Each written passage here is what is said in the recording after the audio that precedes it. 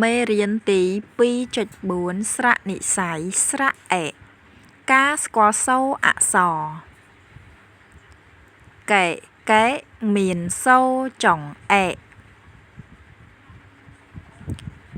ការស្គាល់តួអក្សរកែកែមានសូរចុងអេ1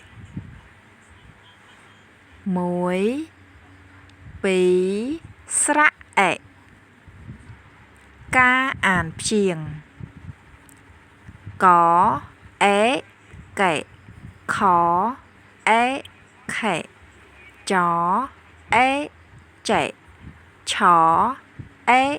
ឆេសូមបងប្អូនអានតាមអ្នកគ្រូទាំងអស់គ្នាកអេកេខអេខេចអេចេឆអេឆេអានព្យាង្គជួដេកកអាកាក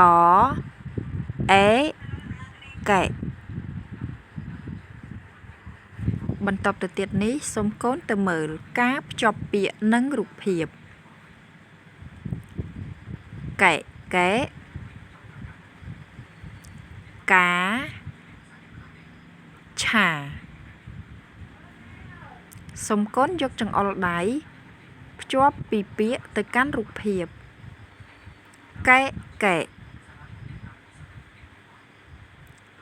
កាឆា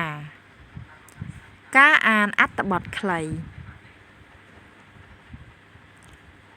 កែកែកែកែឆាផ្សិតកែកែឆាមីកែកែឆាសាច់ជ្រូកកែកែឆាត្រាប់